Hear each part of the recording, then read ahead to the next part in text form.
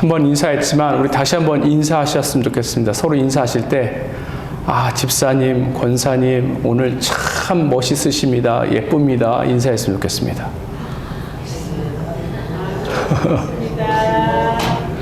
오늘도 특별히 빛이 납니다. 이렇게 인사해봤으면 좋겠습니다. 네, 이렇게 인사하니까 어떠세요? 좋죠? 네, 민망할 수도 있겠지만 그건 우리가 잘 하지 않아서 그런 것이고, 서로 이와 같이 덕담을 하고 서로 이와 같이 존경하고 높이고 인사하면 너무 좋아요. 특별히 우리에게 누군가가 특별하게 대우한다라고 느껴지면 그것처럼 좋은 일은 없겠지요. 근데 살다 보면 사람들이 기분 상해할 일도 많이 있는 것 같습니다. 특별히 자신이 홀대함을 받는다라고 생각하면 그것처럼 비참한 일도 없겠지요. 그러면 마음이 위축되기도 합니다. 그런데 그와 같이 마음이 위축되는 이유는 사실 다른 이유 때문에 그런 것이 아니고, 스스로 내가 가진 것이 없고 연약해서 그런 것은 아닌가 이렇게 생각이 들 때가 너무나도 많이 있습니다. 내가 만약에 어떤 유력자와 같은 사람이라면, 힘이 있는 사람이라면, 사회에 영향력 미칠 수 있는 사람이라면 사람들이 나를 이렇게 홀대하지는 않을 것인데 이런 생각이 들 때가 있는 거예요. 오늘 나오미와 룻이 베들레헴에서 새로운 삶을 살기 시작합니다. 우리가 지난 시간에 살펴본 것처럼 나오미와 룻이 베들레헴에 돌아오니까 사람들이 막 환영했지요. 10년 만에 만났으니까 반가워서 막 환영했습니다. 근데 그때 나오미가 뭐라고 이야기했죠? 나는 더 이상 나오미가 아니다. 내 삶이 기쁘지 않다. 나는 말하다. 내 인생은 쓴 약과 같다. 이렇게 이야기하고 있습니다. 나오미가 왜 자신의 삶이 그와 같이 쓰다라고 이야기했을까요? 그것은 자신의 삶을 지탱해주고 버팀목이 되었던 남편을 잃고 새 아들을 잃었기 때문에 그런 것입니다. 그뿐만 아니라 데리고 온 그 며느리는 이방 여인이에요. 그 당시에 모압 사람은 이스라엘에게 있어서 경멸의 대상입니다. 그와 같은 자를 데리고 왔지요. 게다가 이 나오미의 삶은 얼핏 보면 하나님으로부터 심판받은 삶처럼 보입니다. 그리고 스스로 나오미도 그와 같이 고백을 했고요. 그러다 보니까 삶이 괴롭고 힘듭니다. 탈출구가 전혀 보이지 않아요. 그리고 어떻게 이 모든 것을 돌파하며 나아갈지에 대해서도 잘 모르는 것 같습니다. 그런데 이러한 모습이 가끔 우리의 모습이 될 때가 있는 것 같습니다. 우리가 소망하던 것, 계획했던 것이 있는데 그런 것이 잘 풀리지 않아요. 원하는 것을 갖고 싶은데 갖지 못하는 경우도 있습니다. 그리고 성도로 하나님의 자녀로 열심히 신앙생활 한다라고 이야기하는데 특별히 삶의 영적인 열매가 많이 맺혀지지 않는 것 같아 보일 때도 있습니다. 얼마나 그 모습이 초라해 보입니까? 세상적으로도 우리가 큰 소리를 낼 수 없는데 영적으로도 초라해 보인다. 너무나도 힘들고 어려운 상황이 될 것입니다. 근데 그 상황 가운데 우리가 어떻게 이 모든 것들을 돌파해야 할까요? 오늘 본문에 그 이야기, 그 내용의 그 시작이 나타나 있습니다. 지금 나오미에게, 룻에게 가장 필요한 것이 무엇일까요? 만약 여러분이 룻과 나오미의 입장이라면 무엇을 얻고 싶으세요? 무엇을 가지면 좀 삶이 나아졌다라고 이야기할 수 있을까요? 얼핏 보면 아무것도 없죠. 지금 말 그대로 빈털터리입니다. 그러니 재산을 조금 가지면 좋겠다. 또 먹을 것이 없으니 먹을 것이 좀 있으면 좋겠다. 기본적으로 생활할 수 있는 그 조그만 것이라도 있었으면 좋겠다. 이렇게 생각할 수 있겠죠. 그래 보입니다. 그런데 사실 이것보다 더 중요한 것이 있습니다. 나오미가 회복해야 할 더 중요한 요소가 있어요. 그것이 무엇인가 하면 그가 잃어버린 명성과 평판입니다. 다른 말로 표현해서 지금 나오미는 명예를 잃어버렸어요.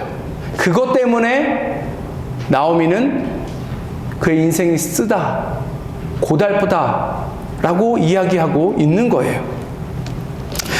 이것을 이해하기 위해서는 당시 이스라엘의 문화와 사회적 관점을 통해서 바라봐야 합니다. 다시 이 나오미의 삶, 룻의 삶을 보면 하나님께서 이스라엘이 가나안 땅에 들어갔을 때에 각 가문별로 하나님께서 그 땅을 허락하셨습니다. 이 나오미의 남편 아비멜렉도 그에 속해 있는 땅이 있었어요. 그런데 지금 그 땅은 없습니다. 왜요? 그가 10년 전에 모압으로 갈 때 그 모든 것들을 다 정리했기 때문에 그래요. 그럼 이스라엘의 관점에서 이 인생을 바라보면 이 사람은 하나님이 주신 유업을 잃어버린 사람이에요. 하나님과 관계없는 이방인과 같은 모습이다라고 볼 수 있는 것입니다. 더군다나 지금 자식들도 다 없지요. 이제 이 아비멜렉의 이 가문을 이끌어갈 사람이 없는 거예요. 가문이 사라졌죠. 이 또한 이스라엘 문화에 있어서는 불명예스러운 것입니다. 그리고 나오미가 고백한 것처럼 이 나오미는 하나님으로부터 지금 심판받는 것처럼 보이죠. 그렇다면 다른 사람 입장에서 봤을 때 이 나오미의 집안은 저주받은 집안이에요. 그렇다면 외부의 시선에서 나오미 가정을 바라볼 때 사람들이 어떻게 여겼겠습니까?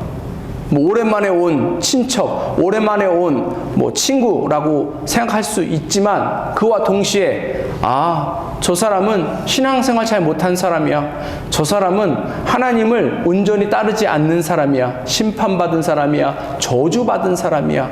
그리고 혀를 쯧쯧쯧 차면서 그렇게 지나가지 않았겠습니까?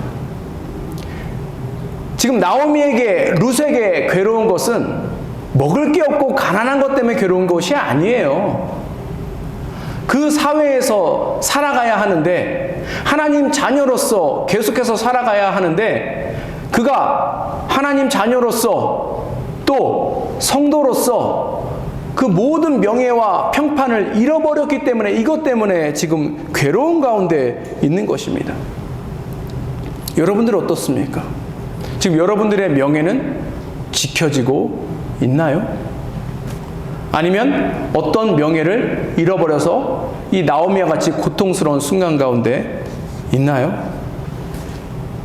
우리는 어떤 명예를 지키려고 합니까? 이민자로서 이만큼 했으면 성공했다 이런 소리 듣고 싶으세요? 제가 예전에 90년대 때 미국에 한번 고등학교 때 방문한 적이 있었는데 그때 가이드가 저에게 해줬던 이야기가 있어요. 뭐냐면 여기 이민자들은 와서 조금 성공하면 뭘 하냐면 제일 먼저 벤츠를 산다고 합니다. 그 벤츠는 이민 와서 고생했고 그 고생한 후에 낙이 오고 성공했다라는 어떠한 그런 상징과 같은 거예요. 어떤 그 명예와 같은 거라고 제가 들었습니다. 그러고 보니까 조금 성공하신 분들은 집에 다 벤츠 한 대씩 있더라고요. 여러분들 집에도 벤츠 한 대씩 다 있지요? 그것이 우리의 명예를 지켜주고 있는 것인가요?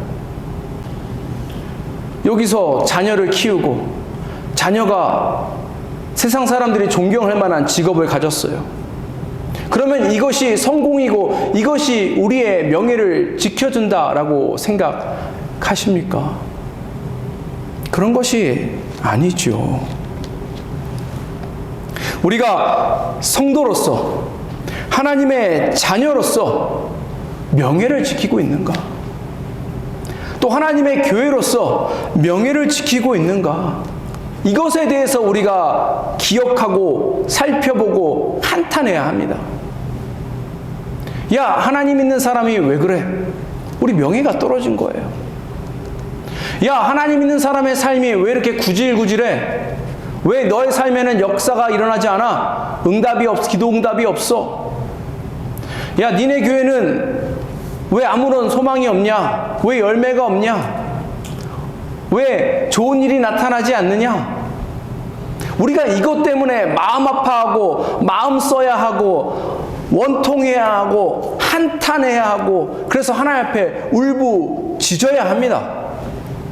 우리가 회복해야 할 명예는 바로 여기에 있다라는 사실을 우리가 지금 이 시간 가운데 기억했으면 좋겠어요. 제가 밖에 예수님 믿지 않는 사람들 전도하러 다니죠. 그러다 보면 같이 밥을 먹을 일이 있습니다. 근데 식당이 애매한 식당이 있어요.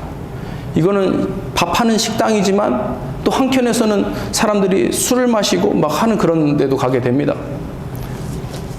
근데 밥 먹다 보니까 뭐 아는 얼굴들이 있어요. 근데 이 사람들 얼굴 보니까 뻘개져 있습니다. 술 먹고 알딸딸해져 있어요. 근데 그 모습이 퍽 좋아 보이지 않았습니다. 솔직히 얘기하면 속이 상했어요. 왜 그런가 하면 술 먹고 안 먹고를 떠나서 그런 술이라는 매개체에 완전히 그의 영혼과 그 모든 것이 다 빼앗겨서 그것이 전부인 양, 그리고 나누는 대화들이 야 어떻게 하면 돈을 더 많이 버느냐, 야 무슨 주식을 사야 하느냐, 비트코인을 사라, 이러한 것들로 가득한 그 모습이 참으로 보기 안타깝고 힘들었습니다. 지금 회복하고 지켜야 할 명예가 그것이 아닌데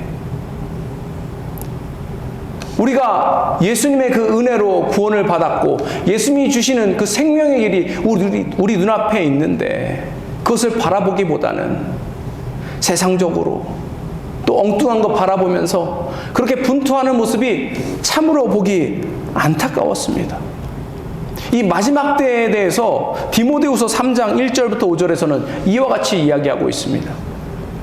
너는 이것을 알라. 말세에 고통하는 때가 이르러 사람들이 자기를 사랑하며 돈을 사랑하며 자랑하며 교만하며 비방하며 부모를 거역하며 감사하지 아니하며 거룩하지 아니하며 무정하며 원통함을 풀지 아니하며 모함하며 절제하지 못하며 사나우며 선한 것을 좋아하지 아니하며 배신하며 조급하며 자만하며 쾌락을 사랑하기를 하나님 사랑하는 것보다 더하며 경건의 모양은 있으나 경건의 능력은 부인하니 이와 같은 자들에게서 내가 돌아서라. 방금 읽은 내용들을 보시면 사람들이 무엇을 좋아하고 무엇을 따라가고 있는지에 대해서 보여주고 있죠. 왜 그래요? 거기에 그들의 명예가 있다라고 생각하기 때문에 그렇습니다. 그런데 우리가 따라가야 할, 우리가 회복해야 할 궁극적인 그 명예는 무엇입니까? 하나님 사랑하는 것이죠. 하나님 백성답게, 하나님 자녀답게 살아가는 것이죠. 이것이 중요한 것입니다. 이제 나오미와 룻에게는 놀라운 일이 일어나게 됩니다. 특별히 이들이 잃어버렸던 명예를 되찾을 수 있는 길이, 그 서막이 열리고 있어요. 1절 보도록 하겠습니다. 나오미 남편 엘리멜렉의 친족으로 유력한 자가 있으니 그의 이름은 보아스더라. 이제 보아스를 만나게 될 거예요. 그런데 이 보아스가 성경에 뭐라고 표현되어 있습니까? 유력한 자라고 표현이 되어 있죠. 이 유력하다는 의미는 이 보아스가 돈이 많다, 힘이 많다라는 의미가 아닙니다. 물론 그것도 포함되어 있지만 보아스는 그 지역에 선한 영향을 미칠 수 있는 사람이다. 나오미와 룻이 잃어버린 그 명예를 되찾아 줄 수 있을 정도의 평판이 좋은 사람이다 라는 것을 의미합니다. 이제 이 보아스를 통하여서 이 나오미와 룻의 인생이 변하게 될 거예요. 우리도 이것을 기억하면서 그렇게 나아갔으면 좋겠습니다. 우리 가운데 잃어버린 명예를 우리는 되찾을 수 있어요. 그 모든 것들로 인해서 우리 삶이 회복될 수 있는 것입니다. 오늘 보면 룻이 딱 그랬어요. 룻은 참 대단합니다. 모압 여인이고 나이도 어렸지만 지혜가 있었던 것 같아요. 그래서 거기에 멈추거나 포기하지 않고 자신이 할 수 있는 일을 찾고 최선을 다해갑니다. 2절 보도록 하겠습니다. 모압 여인 룻이 나오미에게 이르되 원하건대 내가 밭으로 가서 내가 누구에게 은혜를 입으면 그를 따라 이삭을 줍겠나이다 하니 나오미가 그에게 이르되 내 따라 갈지어다 하매. 지금 룻이 뭐라고 얘기했냐면 시어머니에게 저 나가서 음식이라도 좀 구해오겠습니다. 먹을 거리라도 좀 가져오겠습니다. 라고 이야기하고 있어요. 근데 이 이야기, 이 배경을 알기 위해서 신명기서에서 하나님께서 이 이스라엘에게 말씀하신 추수 때에 해야 할 그 디렉션에 대해서 말씀하셨는데 그 지시사항이 무엇인지 신명기 24장 19절에서 21절까지 보도록 하겠습니다. 내가 밭에서 곡식을 벨 때에 그 한 뭇을 밭에 잊어버렸거든 다시 가서 가져오지 말고 나그네와 고아와 과부를 위하여 남겨두라. 그리하면 내 하나님 여호와께서 내 손으로 하는 모든 일에 복을 내리시리라. 내가 감람나무를 떤 후에 그 가지를 다시 살피지 말고 그 남은 것은 객과 고아와 과부를 위하여 남겨두며 내가 내 포도원에 포도를 딴 후에 그 남은 것을 다시 따지 말고 객과 고아와 과부를 위하여 남겨두라. 즉 하나님께서 주신 지시사항이에요. 왜 이렇게 하나님께서 명령하셨냐면 보세요. 나그네, 고아, 과부 이 사람들은 철저히 소외된 사람들입니다. 연약한 사람들이에요. 이 사람들은 스스로 먹고 살기 굉장히 힘든 가운데 있습니다. 지금도 이와 같은 사람들을 먹고 살기 힘들 수 있어요. 그래서 하나님께서 이스라엘에게 뭐라고 이야기하시냐면 그 공동체에서 함께 이 연약하고 소외된 사람들을 도와주라 라고 지금 이 이야기를 하신 거예요. 근데 오늘 장면을 보면 룻이 지금 추수할 때가 되었다는 것을 알아서 이 신명기의 말씀을 통하여서 그 밭에 있는 좀 떨어져 있는 나달들을 주워서 오겠다는 심산으로 지금 시어머니에게 그와 같이 이야기하고 있는 거예요. 근데 여기서 중요한 부분이 있습니다. 하나님께서 왜 그와 같이 하라고 말씀하셨을까요? 단순히 지금 우리 사회에서 경험하고 있는 그런 복지 차원에서 구호 차원에서 구제사역하라고 저렇게 이야기하셨는가? 그게 아닙니다. 그게 아니에요. 지금도 그런 것들이 있죠. 그 경제적으로 어려운 사람들은 정부에서 보조받을 수 있는 것이 있습니다. 특별히 푸드 스탬프 이런 걸 통해서 또 먹거리를 또 얻을 수도 있지요. 근데 오늘 말씀은 그 이상의 것을 이야기하고 있는 거예요. 오늘 이 룻의 표현을 다시 한번 2절에서 룻의 표현을 보도록 하겠습니다. 지금 룻이 기대하고 있는 것이 뭐예요? 은혜예요. 은혜를 입기를 기대하고 있습니다.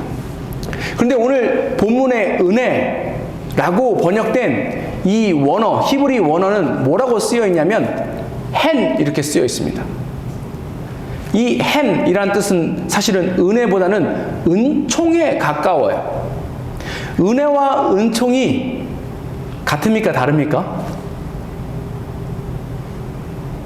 똑같은 말 아닙니까? 조금 달라요. 개념이 좀 다릅니다. 은총은 뭐냐면 더 높은 사람이 낮은 사람에게 호의를 베푸는 것, 페이버를 주는 것을 은총이라고 합니다. 근데 왜 그렇게 하냐면 그 사람을 긍휼히 여기고 불쌍히 여길 뿐만 아니라 그를 사랑하기 때문에 그와 같은 호의를 베푸는 거예요. 이 은혜는 하나님의 은총에 대해서 지금 이야기하고 있는 건데 룻에게만 임하는 특별한 하나님의 은혜, 은총을 입기를 룻이 지금 바라고 있는 것입니다. 이게 룻의 삶을 회복시킬 수 있는 거예요. 우리에게는 그와 같은 하나님의 은총이 있습니까? 우리가 보편적인 은혜를 가질 수 있어요. 우리가 갖는 보편적인 은혜는 무엇인가 하면 우리가 예수님 믿으면 구원을 받고 이것도 특별한 은혜에 해당이 되겠지만 우리가 모든 사람이 예수님을 믿으면 모든 사람이 다 구원을 받습니다. 그렇죠? 죄가 사해지고 사망의 저주로부터 벗어나게 돼요. 그런데 그 가운데 각 개인에 대한 특별한 하나님의 은총이 있다라고요. 저를 향한, 저에게만 주시는 하나님의 특별한 페이버가 있습니다. 그건 제 삶을 되돌아보면 나타나 있어요. 뿐만 아니라 여러분에게도 하나님의 특별한 은총이 있어요. 여러분들만 사랑하시기 때문에 친히 여러분의 이름을 부르시고 여러분들에게만 주시는 그 은혜가 있다고요. 이게 은총인데 이 은총을 우리가 받아야 앞에 말씀드린 우리의 무너졌던, 우리가 잃어버렸던 그 모든 명예가 회복되는 거예요. 그래서 우리가 이 은총을 바라며 나아가야 합니다. 우리 삶에 이와 같은 은총이 가득 넘쳐야 해요. 그런데 문제는 어떻게 이 은총을 받냐는 것이죠. 7절 보도록 하겠습니다. 그의 말이 나로 베는 자를 따라 단 사이에서 이삭을 죽게 하소서 하였고 아침부터 와서는 잠시 집에서 쉰 외에 지금까지 계속하는 중이니이다. 지금 룻에 대해서 이야기하고 있는데 룻이 어떻게 은총을 받았는지를 보여주고 있는 부분입니다. 룻은 겸손했어요. 겸손해서 은총을 받은 것입니다. 어떻게 겸손했는가? 부지런히 은혜를 찾았습니다. 아침 일찍 일어나서 부지런히 하나님의 은총을 찾고 바라고 나아갔어요. 그뿐만 아니라 앞에 신명기 말씀드렸죠. 이 당시에는 밭에 나달이 떨어져 있으면 고아나 과부나 나그네가 그것을 주워가는 것이 일상사예요. 그냥 당연히 할 수 있는 것입니다. 특별히 물어보지 않아도 그냥 당연히 할 수 있는 거예요. 그거 가지고 야, 너 왜 뭐 훔쳤냐? 왜 내 허락을 받지 않았냐? 그런 얘기를 안 합니다. 근데 룻은 어떻게 했다는 거예요? 가서 물어봤다는 거예요. 내가 혹시 떨어진 나달을 주워도 되겠습니까? 은혜를 향한 겸손한 마음을 나타내는 것이죠. 그리고 어떻게 해요? 아침부터 와서 힘들어서 잠깐 허리 핀 것 외에는 계속해서 그 나달을, 어쩌면 하나님이 그의 인생 가운데 베풀어 주신 그 은총을 계속해서 잃지 않기 위해서 부지런히 그것을 얻고 나아갔던 것입니다. 이것이 룻이 하나님으로부터 특별한 은총을 받게 된 계기예요. 한 목사님이 이와 같이 이야기하셨습니다. 게으르면 안 된다. 게으르면 마귀도 안 쓴다. 이렇게 이야기하셨습니다. 참 동의가 많이 되는 부분이에요. 제가 목회해보면 힘들어요 목사님, 어려워요 도와주세요 하는 소리를 많이 들었는데 그에 반해서 정말 간절히 하나님의 은혜를 찾고 가는 사람은 많이 못 봤습니다. 우리가 하나님의 은혜 없이 살아갈 수 없다라고 고백하면서도 하나님의 은혜를 찾는, 부지런히 하나님의 은혜를 찾는 그 일에는 너무나도 게으르다는 사실을 우리가 발견할 수 있습니다. 정말 하나님의 은혜가 우리의 삶을 회복시키시는 줄 믿습니까? 하나님의 은혜만 필요하세요? 그렇다면 더 간절히 하나님 앞에 그 은혜를 구하며 나아갔으면 좋겠습니다. 여기에는 하나님의 약속이 분명히 있거든요. 시편 107편 9절 보도록 하겠습니다. 그가 사모하는 영혼에게 만족을 주시며 줄인 영혼에게 좋은 것으로 채워 주심이로다. 오늘 룻은 간절히 하나님의 은혜를 찾고 나아갔지요. 그 결과 하나님의 은총을 받게 됩니다. 그리고 이 은총으로 인하여서 이 룻의 삶이 반전이 일어나게 될 거예요. 그의 인생이 조금씩 회복되며 나아갈 것입니다. 그가 잃어버렸던 그 명예가 이 하나님 주신 그 은총으로 인하여서 회복되어 나아갈 것입니다. 우리도 이와 같이 나아갔으면 좋겠습니다. 우리가 꼭 하나님 그래서 만나야 돼요. 하나님을 만나야 우리 삶이 변화됩니다. 하나님을 만나야 우리 삶에 반전의 역사가 일어납니다. 근데 제가 이렇게 말씀드리면 몇몇 분은 저에게 또 이렇게 질문할 수 있어요. 목사님, 다 해봤어요. 물론 목사님 눈에 안 찰지 모르지만 제가 할 수 있는 노력은 다 해봤어요. 저도 그 말씀에 동의합니다. 우리 성도님들 할 수 있는 만큼 최선의 노력을 다한 거 알아요. 그리고 하나님 앞에 간절히 부르짖는 것도 다 알고 있습니다. 제 안에도 그와 같은 질문, 아직 풀리지 않는 그런 의문이 남아있는 것이, 하나님 약속하셨는데 하나님 빨리 일 안 하세요. 하나님 한국 사람 그 성향을 좀 가졌으면 좋겠어요. 한국에 이주 온 노동자들이 제일 빨리 배운 단어가 뭐예요? 빨리빨리. 지금 한국이 뭐 6.25 때 이후 세계에서 제일 못 살던 나라가 그래도 이만큼 성장하게 된 그 배경에는 우리의 근면 성실과 빨리빨리가 한몫한 거 아닙니까? 하나님 안 급하신 것 같아요. 하나님 빨리빨리 잘 안 하십니다. 근데 우리에게만 그러시는가? 여러분들에게만 그러시는가? 그래서 아유, 내가 하나님 앞에 미운털 박힌 거 아니야? 나는 하나님 안 사랑하는 거 아니야? 그렇진 않습니다. 왜냐하면 제가 말씀을 보니까 하나님이 그냥 그렇게 일하셨어요. 아브라함을 보세요. 아브라함에게 하나님께서 아브라함에게 약속을 주셔서 자기 집에서 떠나서 먼 곳, 정말 처음 보는 그 가나안 땅에 입성하지요. 근데 그럼 기대할 게 뭐예요? 하나님이 이미 예배해 두신 그 선물들을 바라보는 걸 꿈꾸고 있지 않겠습니까?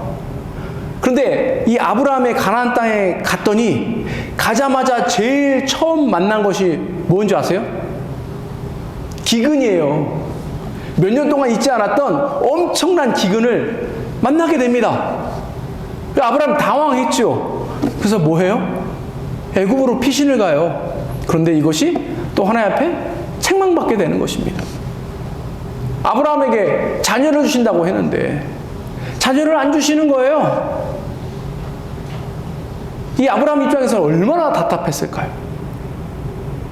그렇다고 매일매일 하나님 찾아오셔서 야, 이건 이러니까 이런 거야. 내 계획은 이러니까 이런 거야. 너 오해하면 안 돼. 너 실족하면 안 돼. 내가 네 손 꼭 붙들고 할 거야. 이렇게 하시지도 않았다는 거예요.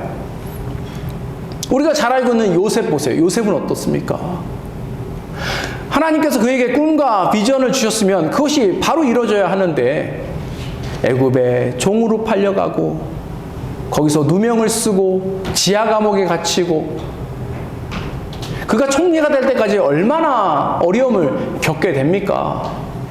우리가 그와 같은 그 어려움을 만약에 요셉과 같이 겪게 된다면 우리는 다 포기해버렸을지 모릅니다. 하나님 저주하고 원망해 버렸을지도 몰라요. 왜요? 하나님 일 안 하시는 것처럼 보이기 때문에 그렇습니다. 우리가 깊은 절망에 빠져서 괴로워하고 고통당하는 그 순간에 하나님 어디 계셨어요? 하나님 뭘 하십니까? 앞에 말씀하신 약속대로 하나님 정말 일하십니까?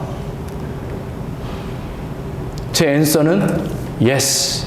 하나님 일하세요. 그런데 하나님은 하나님의 특별한 방법대로 일하세요. 하나님은 은총을 주시는데 하나님의 특별한 방법대로 우리에게 은총을 베푸십니다. 3절 보도록 하겠습니다. 룻이 가서 베는 자를 따라 밭에서 이삭을 줍는데 우연히 엘리멜렉의 친족 보아스에게 속한 밭에 이르렀더라. 여기서 중요한 단어는 뭐예요? 그쵸, 제가 강조했죠. 우연히. 4절 한번 보겠습니다. 마침 보아스가 베들레헴에서부터 와서. 여기서의 가장 중요한 단어는 뭐예요? 마침이죠. 마침이에요. 이것이 하나님께서 은총을 베푸시는 방법입니다. 1절에서 보아스에 대해서 유력한 자다. 그래서 보아스가 나오미와 룻이 잃어버린 그 명예를 되찾아줄 수 있는 유일한 사람이다 라고 말씀드렸는데 문제는 어떻게 그 보아스를 만나느냐는 거예요. 근데 하나님께서 어떻게 일하셨어요? 우연히. 그리고 어떻게 일하셨습니까? 마침. 근데 이 우연, 마침이라는 단어는 우리가 주의 깊게 보지 않으면 볼 수 없는 단어예요. 뿐만 아니라 하나님께서 만약 우리에게 우연히 일하시고 마침 어떤 일을 허락하셨을 때 우리가 영적으로 깨어있지 않으면 이것을 발견하기 굉장히 힘듭니다.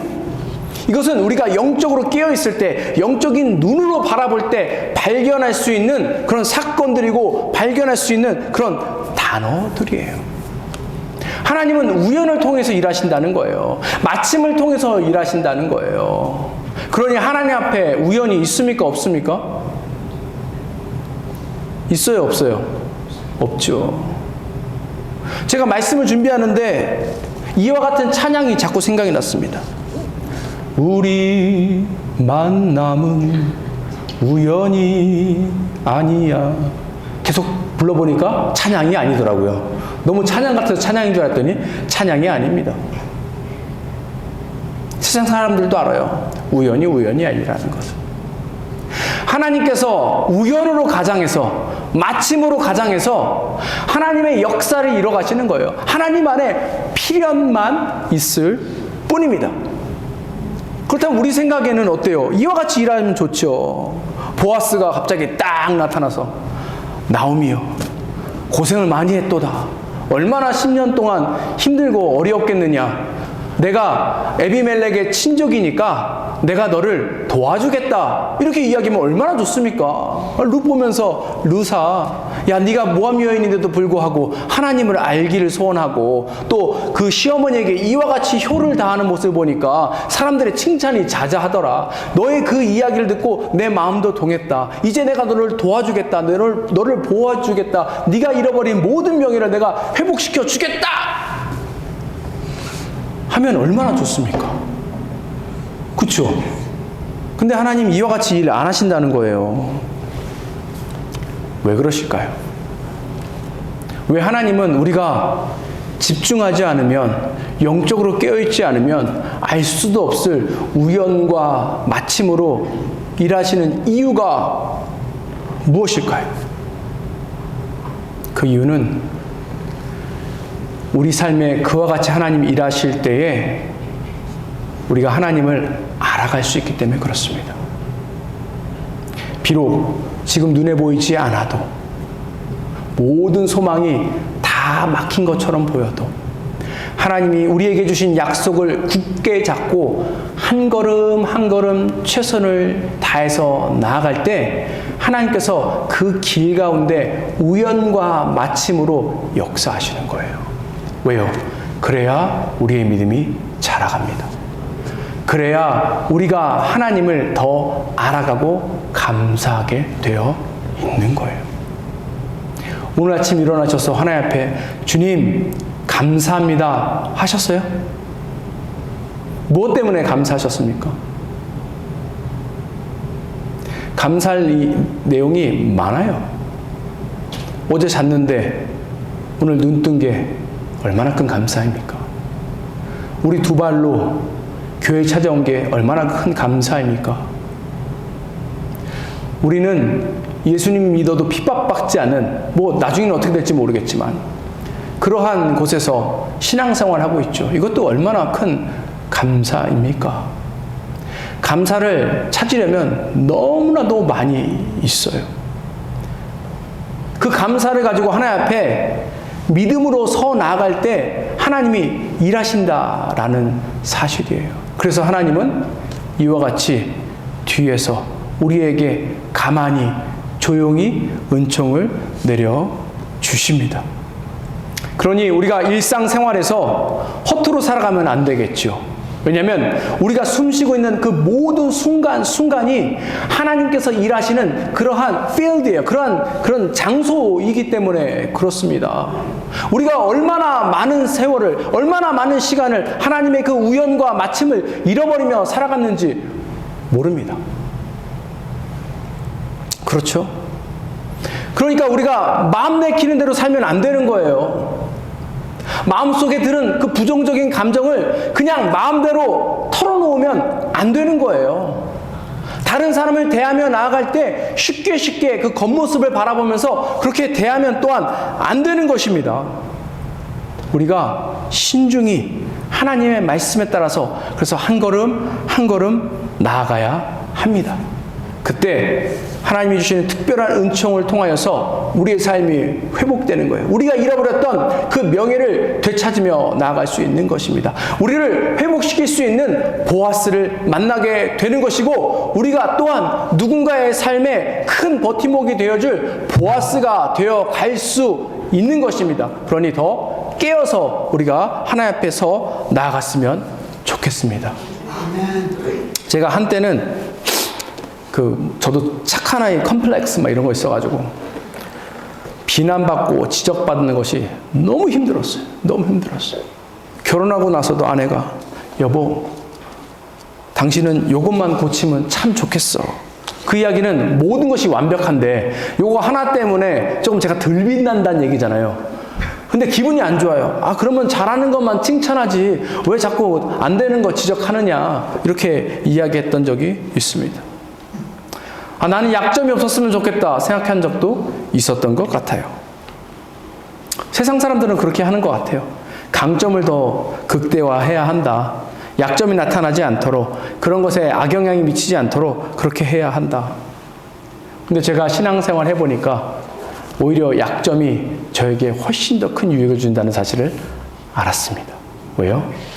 하나님은 우리의 약점을 통해서 일하시기 때문에 그래요. 우리가 연약하니까 하나님께서 우리를 도우시는 것입니다. 우리가 연약하니까 하나님만 의지하는 거예요.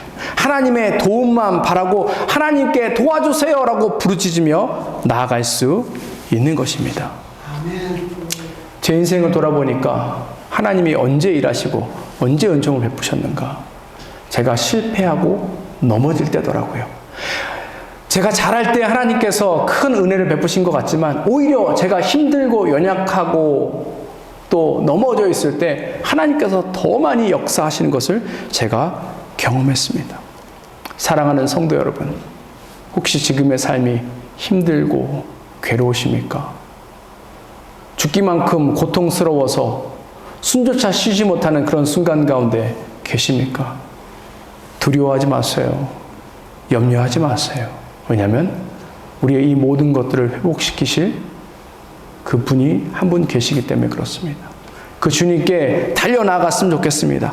은총을 달라라고 달려나갔으면 좋겠습니다. 그리고 당장 큰일이 일어나지 않는다 할지라도 하나님께서 우리에게 주신 약속이 있으니까 그 약속을 통하여서 매일매일 기뻐하고 매일매일 행복해하며 나아갔으면 좋겠습니다. 그럴 때 하나님께서 우리의 삶을 주목하시는 거예요. 그리고 하나님께서 우리에게 은총을 주시려고 일하시기 시작하십니다. 그리고 우리의 삶 가운데 우연과 마침을 통해서 일하실 것입니다.